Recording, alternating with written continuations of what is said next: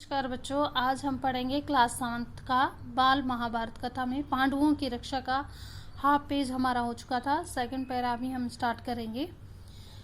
लाख के घर को जलता हुआ छोड़कर पांचों भाई माता कुंती के साथ बच निकले और जंगल में पहुंच गए। जंगल में पहुंचने पर भीमसेन ने देखा रात भर जगे होने के कारण और चिंता और भय से पीड़ित होने के कारण चारों भाई बहुत थक गए थे। माता कुंती की भी दशा यानी जो उनका हुलिया था वो बड़ा ही दयनीय हो गया था। बेचारी थक कर चूर हो गई थी। सो महाबली भीम ने माता को उठाकर अपने कंधे पे बिठा लिया और नकुल और सहदेव को भी कमर पे ले लिया। युधिष्ठिर और अर्जुन को दोनों हाथों से पकड़ लिया और उसी जंगली रास्ते में उन्मत्त हाथी यानी शरारती हाथी के समान झाड़ झंखाड़ और पेड़ पौधों को इधर उधर हटाता हुआ रोनता हुआ तेजी से चलने लगा। कौन चलने लगा? भीम चलने लगा। जब वे गंगा के किनारे पहुंचे तो वहां पर विदुर की भेजी हुई एक उन्हें नाव मिली। युधिष्ठिर ने मल्लाह से सांकेतिक प्रश्न करके जवाब लिया इशारों में कि वह मित्र है। वे लोग अगले दिन शाम को चलते रहे ताकि किसी सुरक्षित स्थान पर पहुंच जाएं।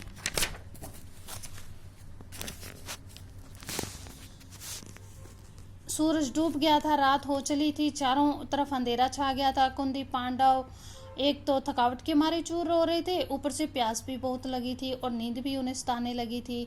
चक्कर सा भी आने लगा था। एक पग भी आगे बढ़ना भी संभव नहीं था, एक कदम भी आगे बढ़ना असंभव हो गया था। भीम के सिवाय वहीं सब भाई वहीं जमीन पर बैठ गए। कुंती से तो बैठा भी नहीं गया क्योंकि वो बहुत ज़्यादा थक चुकी थी। वह दीन भाव से बोली, बड़े आराम से बोली, मैं तो प्यास से मरी जा रही हूँ। अब मुझसे बिल्कुल भी नहीं चला जाता। धृतराष्ट्र के बेटे चाहे तो मुझे भले ही यहाँ से उठाकर ले जाए, मैं तो यहीं पड़ी रहूंगी। यह कहकर कुंती वहां जमीन पर गिरकर बेहोश हो गई। वो इतनी थक चुकी थी, बहुत बुरा हाल हो चुका था। पैदल चले हुए थे। माता और भाइयों का यह हाल देखकर क्षोभ के मारे भीमसेन का हृदय दिगद हो उठा। वह उस भयानक जंगल में बेधड़क घुस गया और इधर उधर घूम घाम कर एक जलाशय का पता करने लग गया। जलाशय होता है तालाब। उसने पानी लाकर उसने अपने माता व भाइयों की प्यास बुझा दी।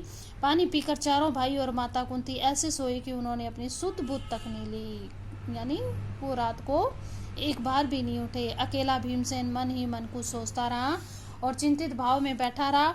पांचों भाई माता कुंती के लिए अनेक विघ्न बाधाओं का सामना करते हुए, बड़ी मुसीबतों को झेलते हुए वो जंगली रास्ते में आगे बढ़ता चला ही गया। भीमसेन की बात बता रहे हैं। वे कभी माता को उठाकर तेज चलते तो कभी थके मांदे बैठ जाते तो कभी एक दूसरे से होड़ लगाकर रास्ता पार करने की कोशिश करते। वे ब्राह्मण ब्रह्मचारियों का वेश धरकर एक चक्रा नगरी में जाकर एक ब्राह्मण के घर रहने लगे। माता कुंती के साथ पांचों पांडव एक चक्रा नगरी में भिक्षा मांगकर अपना गुजारा करने लगे ताकि किसी को पता ना चले कि यहाँ ये जो रह रहे हैं वो पांडव के वेश में रह रहे हैं।